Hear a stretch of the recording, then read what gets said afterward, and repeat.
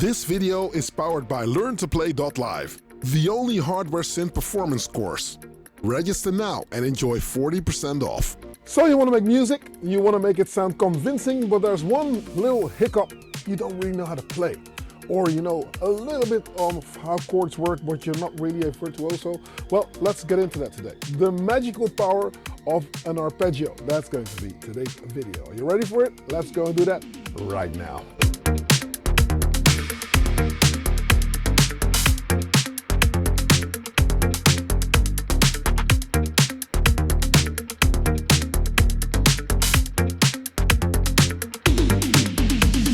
Hey, what's up? I'm in the Little Kitchen and thank you for checking out yet another video. Now, if this is your first time here, don't hesitate to click subscribe and hit that notification bell. Whenever I upload a new video, you'll be kept in the loop and you'll not miss out on anything. Stick around till the end of this video. I will tell you all about LearnToPlay.live, your one-stop shop if you want to learn how to do electronic music live. The arpeggio, your secret weapon in electronic music. I'll tell you why. Now, if you don't know what an arpeggio is, chances are you might not know. Let me just elaborate on that. When you play a chord is a collection of notes that is harmonically spaced out. So if you got a triad, meaning 3 notes that make up a chord, and if you play them together, you'll hear a harmony. Now, an arpeggio is that same thing, although the notes don't play together, they will play one after the other. And they'll do that in a circular fashion. So what happens is that you get that chord, but it now rotates. And the magical thing of it is, if you have a synthesizer, most old synthesizers are monophonic, meaning they only play one note at a time, regardless of how many notes you press on the keyboard. An arpeggio might be a really cool thing. There is a video that I will link towards the end of this video on bass arpeggios, which is, I think, the best viewed video on my channel. Now, why does the arpeggio reign supreme? Well, for one, it can turn a chord into a rhythmical asset. All of a sudden, now there's hypnotism involved, because if a chord plays, it's nice and it invokes emotion. Of course, there's also harmonic clarity and depth when you play an arpeggio. Now, the low notes and the high notes, it's a logical sort of like way. If the chord obviously is in key, but can you imagine if you start to play more advanced chords like 7 diminished chords, augmented chords? All of a sudden there are now things that you can do that are a little bit more logical for the listener to follow. And it's really cool to just play it, try it out, and see how it works in your music. And I absolutely love putting a backbeat on it and then playing the chords over the top. Absolutely yummy. That's why I love arpeggios, and this is a strong tool to use. Another thing is that I think there is melodic inspiration. If I play a chord, and I'm not the best keyboard player in the world as well, so what happens is I tend to just fall back on the same routine. I play the same things that I always played. I would like to experiment, but especially if I'm doing something live and I'm mustering up the guts and the courage to actually play something, I will stick to something that I know, and that's going to be limited to a few chords. I can still play them convincingly, but when I'm using an arpeggio, all of a sudden I can experiment, because now it is about the rhythmical hypnotism within the chord structures, instead of just having to nail that chord, playing all the notes at the same time, you know? So it's a really strong thing to get some melodic inspiration and think outside of the box, pun intended. So again, today I'm gonna get into that arpeggio business, and I've got some help. I've got some help from the good lads over at MIDICAKE. They sent over the Arp. Well, they did send it, and I said, listen, I'm not going to review what that thing is going to do, because that's not my channel. I'm not a review channel, you know that by now. So they said, no worries, we just want to find out what you can do with it. So it's early days for me with the Arp, but it's a really, really cool little box with four arpeggiators into one. So I've linked up 3, and yeah, it really can do these magical things. It's not so much what other arpeggiators do. When you play a chord, they will just like play that chord either up and down, or up or down, or whatever. No, this machine really thinks on how the notes are being played, and it does really something different. So you can do really intricate things with it. And I've watched a lot of videos on it, and one video, I think it was described as a band in a box. Well, it can be that. It's really cool. So yeah, without further ado, let's go over there and let's go and make it work. Going over what's on the desk, you see that it's exploded again, but I'll go from left to right and then you'll understand what's going on. There's the Minilab 3, which is my keyboard on which I'm going to play certain things today. Then there is a IK Multimedia Synth Pro X sitting here. There's the Minitar taking care of bass. Then there's the Yobi 6 taking care of pads. There's the MPC 1 taking care of the drums. Then there is a Strymon Black Sky, and then there's a digital delay DD7. There's a Zoom H5 recording everything that I'm doing right now, the music at least. And then here it is, the MIDICAKE Arp. The MIDICAKE Arp. Now, what I have done with this is it's 1, 2, 3, and 4 arpeggios. You can play them all in tandem, meaning if you put the follow buttons on here, follow, follow, follow, it means it's going to play everything, and then start here, and then a bar later it plays the second one, and a bar later it plays the third one, and a bar later it plays the fourth one. Not today though, because I take follow off. I'm not using the first one, I'm using the second one, I'm using the third one, and I'm using the fourth one. So there is a arpeggio that's already playing coming from this one right here. Now I've also linked up the MIDICAKE to listen to incoming sync coming off the MPC1. So the MPC1 is the master here. If the MIDICAKE Arp hears that there is a clock, it will instantly just link up and just run along in tandem, which is really cool. Now, there's so many different things also in terms of connectivity what this thing can do. It's got USB, it can be a USB host. Obviously, you can connect a keyboard to it, which is what I've done. You can hook this thing up to your computer and play your plugins there if you would want to. And you can really do different things within the ARP section. If you got an ARP sitting here, this is one ARP that is playing right now. There is a groove setting, there's a rhythmic length setting, so you can really go in and change all these different settings in terms of how you would like this ARP to behave. Meaning, you can go like here and I'll turn up certain things or turn it down. And then it means that certain notes are a little bit louder than other notes, meaning you can make it very interesting. The speed of the ARP is something that you can look at. So obviously if you got it set here, you have different modes on what you can do. I've set this one on an ARP mode. Then there's a rhythmic length. This was the pace that I was in just now. Meaning that if I'm going in with the tempo knob, I can now select one of a few notes that are here. And then with up and down, I can just program how much of the ARP will be audible within the ARP. I can go for the groove patterns. There's effects on here, mod A. There's also the velocity. I've got like how long my notes are going to be. So I've got it on 1 tick, so my notes will be fairly short, so you can really hear them. Staccato, if you will. Then there's how many octaves does it need to play. What is the note offset, so when does the note start? There's timing, obviously, because this one is on a polymeter. No, on a polyrhythm, I should say. So if you hear this,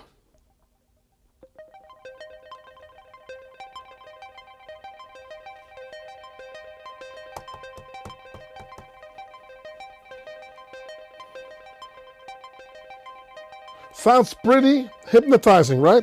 This is the first ARP that I have to throw you off, basically, because when I'm going to enter in the drums that I've got, you're going to feel, hey, this feels slightly different from what I expected it to do. I've got my drum sitting right here, created some 80s drums, so once I'm going to start adding them in, it's going to make sense. Let's lower the filter again on the Synth Pro X.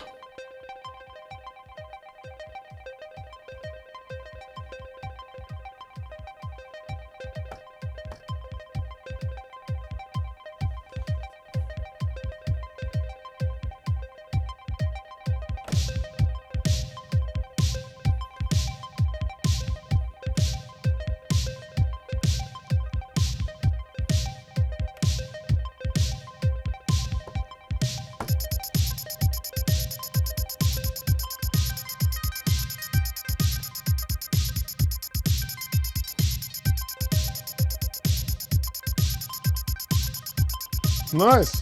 I'm going to add some pads in.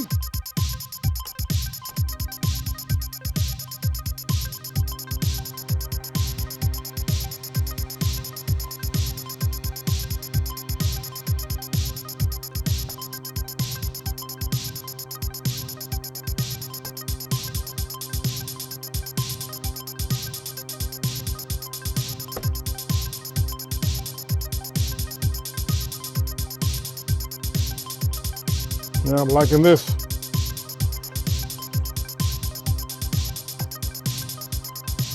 Bass line.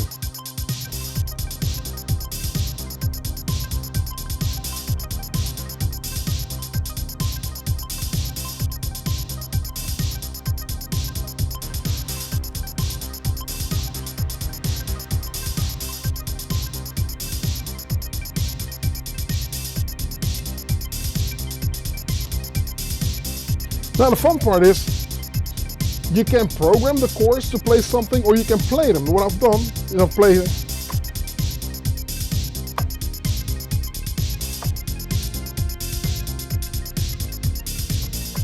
There you go.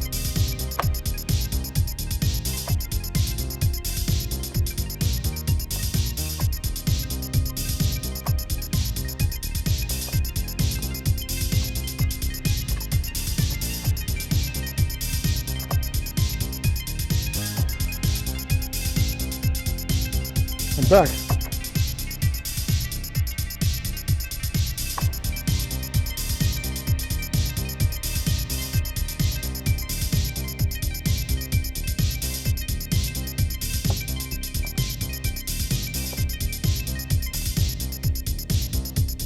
That's really hypnotizing to really just think of, okay, that's cool. So I'm liking this, right? I've got the bass sitting on arpeggio number 2. Now, if I would like to speed it up,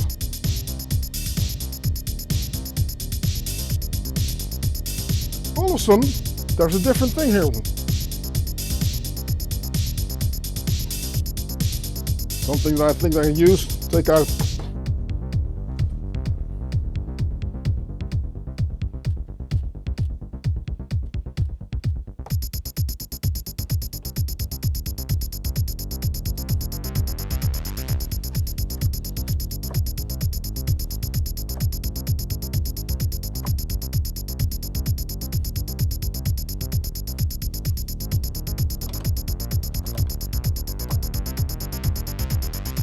How's this not cool?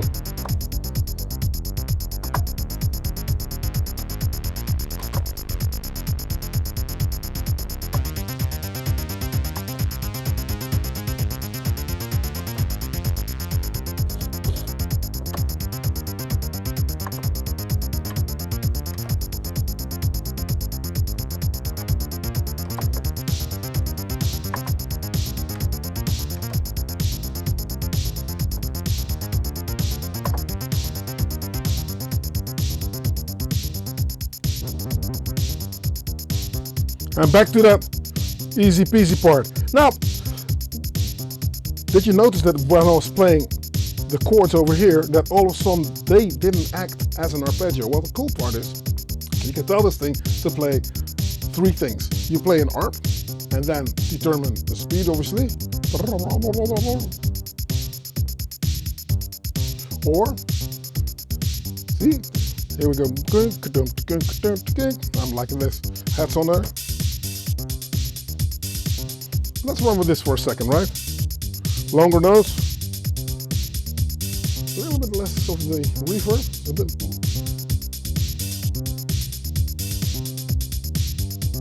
Nice. Now, if I'm going to go to this bad boy over here,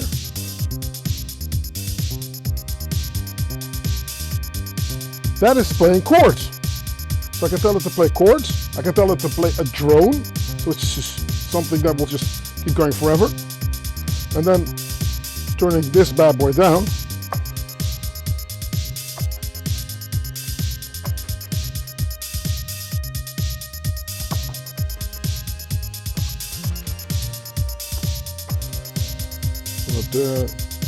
Take out the bass.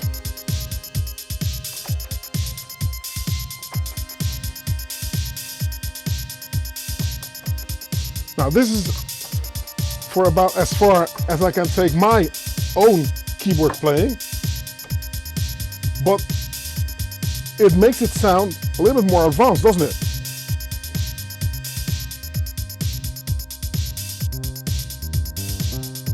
Let's go back to that.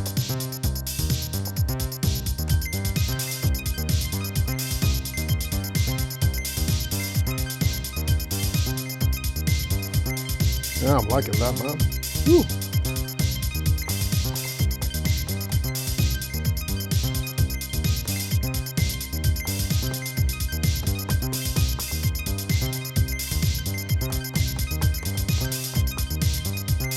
Cool. So you just select where you want to go, and it took me a while to get into it because it was not like the. Let me put it this way: this machine is a lot deeper than you would think. There's different ways of playing your chords. Obviously, this is a minor chord. I can say minor. Let's get out of there. So now I'm in. There's two modes. One is the play mode, which is where I am right now, and the other one is the edit mode. So now I can alter stuff to what I want to do. So if I want to say like, okay, I like that everything is very minor and I'm very sad, I'll say, okay, let's get out of there. Let's go to a major chord and say,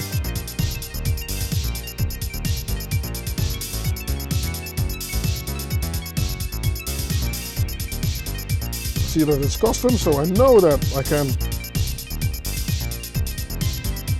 There you go. I just reset what was in the memory because I changed the chords. You can change the chords by holding it and then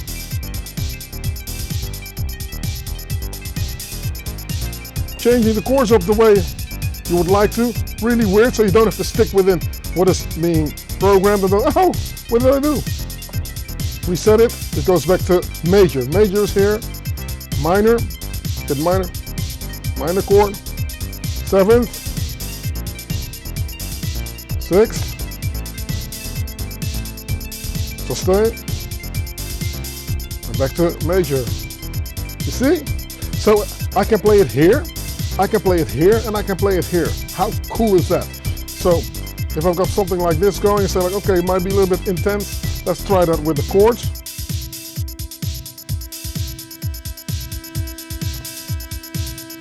Minor.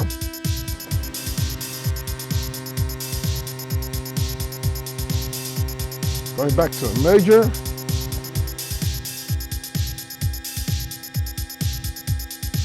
Go back to minor. And I can just play wherever I want to go.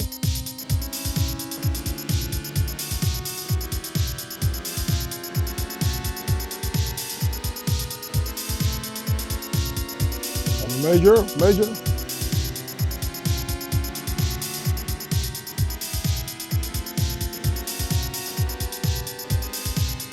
I'm missing my crossfader for the drum roll.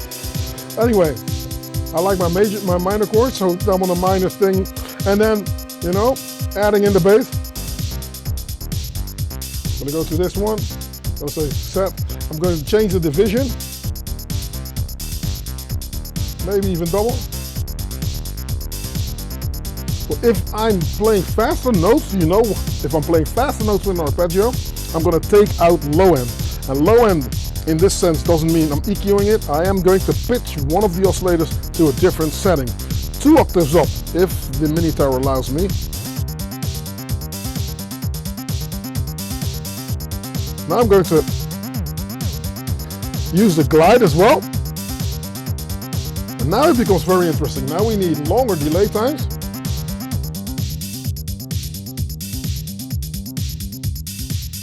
Do you know how this is just physics, you know? The high notes are always more audible, so you'll be beep, you keep hearing that note. So you have to figure out how you can manage to work that with your filter. What I would do, I would suggest to shorten the notes. Put a little bit of residue on there. I play around with the filter envelope so you get that that wobbly sound. And now, because I can hear my notes clearer, now I think it's cool. Get out of the edit mode.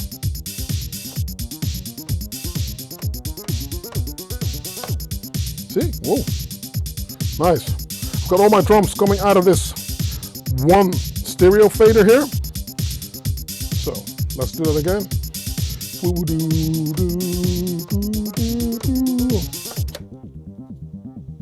I'm going to take a low end, which is something that obviously I would all program into a MIDI controller, or when you use an Octatrack, it's easy to just like do all these things, but now I have to just like be a little bit more hands-on, so no low.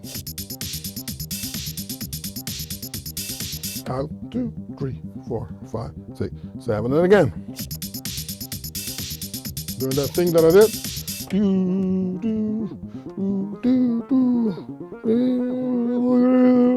Here we go. Ooh.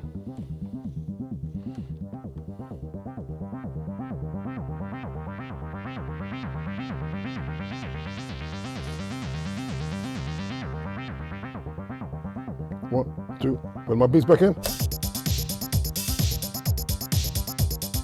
Nice. I could get away with that, doing that live. Go up.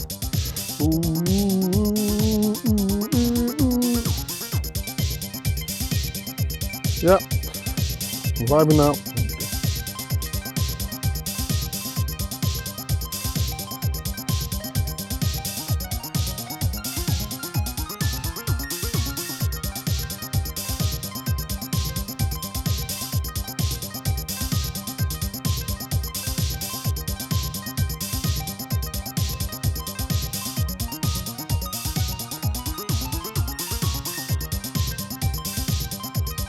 Just slowly add those pads back in. That will follow everything, which is cool. Here we go.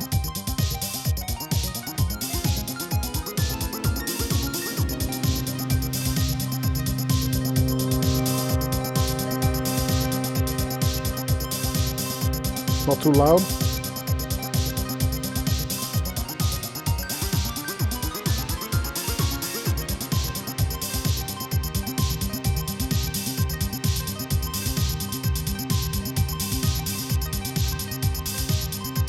There we go. Boom. How cool is that? Now, there's macro knobs which you can program to do different things as well. There's obviously so much you can do with the Arp. I think you can also, with MIDI Learn, hook up a controller to this as well. So what's not to like here, right? I mean, would you use this as a brain? It could essentially act as a brain. Would I want to use it as a brain? I'm not sure, because I think in terms of my electronic orchestra, I think sometimes I would love to have a little bit more control over things, because now everything goes here and here and here and here in major mode. It does.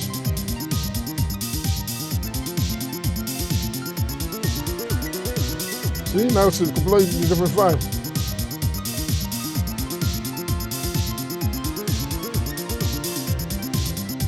Minor, back in.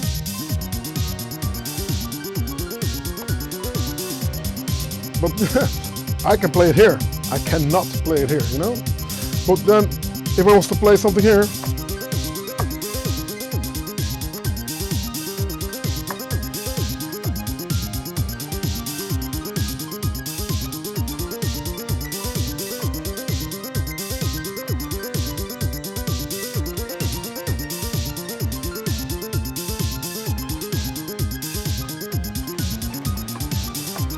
okay, I got away with it. Nerve-wracking though, I would do it for you, but I would probably not do it. See? Screwing it up.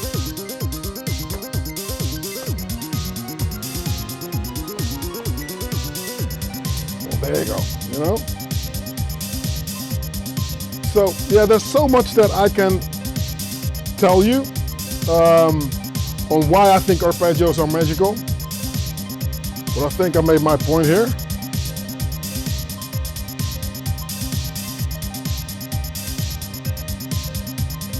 in, set, division, the bass.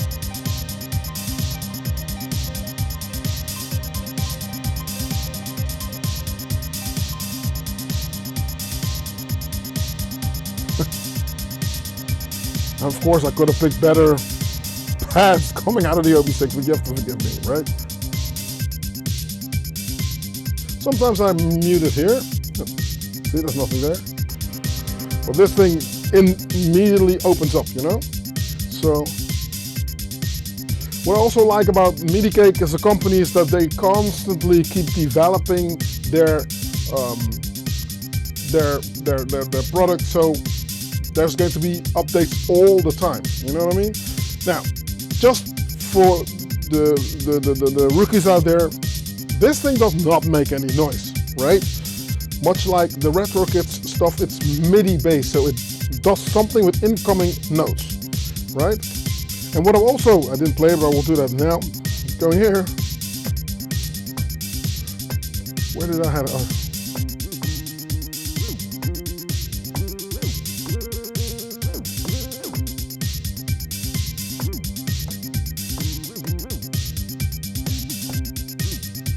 Something that I was doing here, and I was playing chords.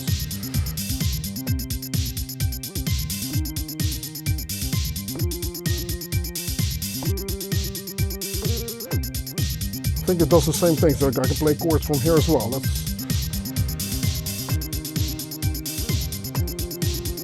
Yeah, this is something you have to connect it differently, but you know, that was something just experimenting. Anyway, so, yep, liking that, turning off the OB6 and turning off the bass.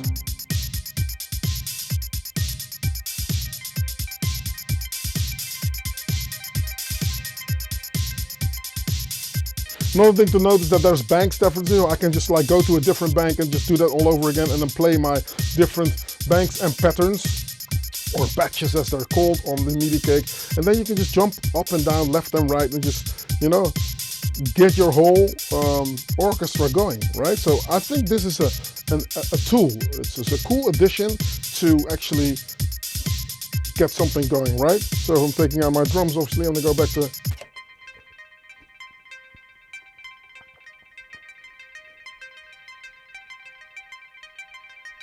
You hear how it's constantly skipping a note?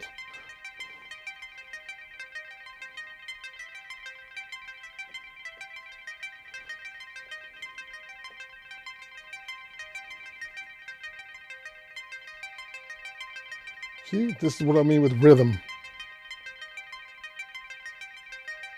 So, liking that.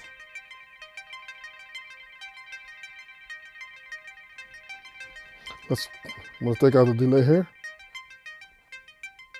Put some reverb on there. It's easier to hear.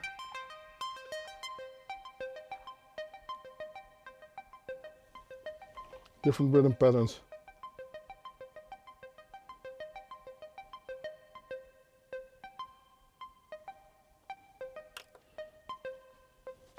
How cool is that?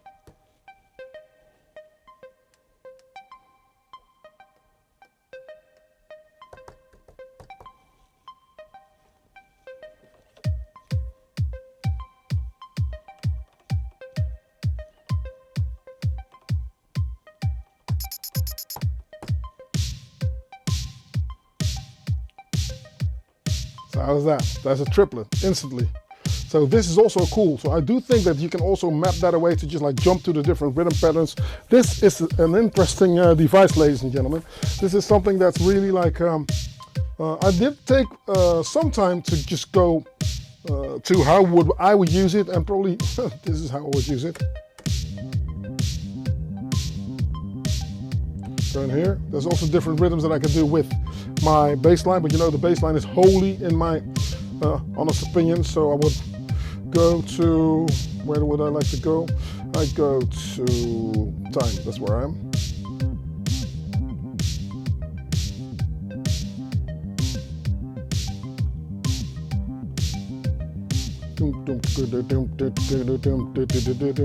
Nice.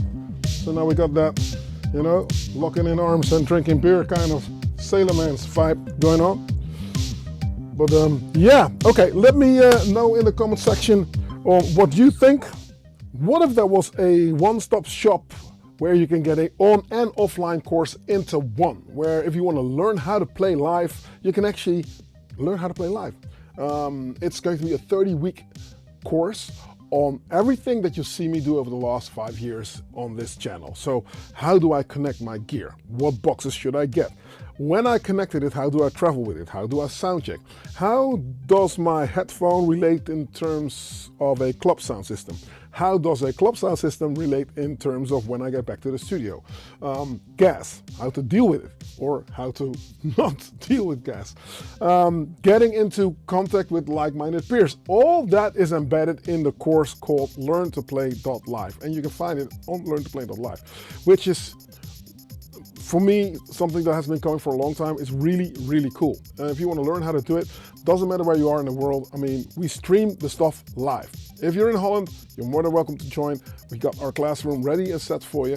You can come there every week for 30 weeks. It's going to start in September. 32 weeks of, you know, us telling you how this stuff worked and how it works. So I've got some really cool cats on board that are also going to be your teachers, or at least going to just like take care of some of the lessons. So DJ Pierre, obviously, there was no acid house if it wasn't up to him. So he's probably going to tell you something about 303s and fluctuating frequencies. Joe Smooth, obviously house music pioneer, you know, just look him up. There's so much. There's Trovarsi, who's going to teach you all about modular stuff and how to connect stuff, how to patch certain things, how to sound design. There is Gerrit from Retro Kids, who can tell you a lot about MIDI CCs, and, you know, just diving into it. So not just you buy a synth and that's it, and now what, you know? So learntoplay.live. We are enrolling right now, which means you can get a 40% off for the first year that we're doing it. And everybody that has enrolled in analog courses will also get access to some of the information, or gets really need to figure it out. This is the one-stop shop for me. This is something I've been working on, and this is what it is going to be. So learntoplay.live. Also, if you want to get closer to me and you already know all that stuff and you think, like, you know what, I just want to hang out with like-minded peers, do check out patreon.com/analogkitchen, where the congregation congregates, where we talk also about the same topics, like-minded peers. And if you enroll into learntoplay.live, obviously you're going to get access to that Discord. So patreon.com/analogkitchen, and that is bridged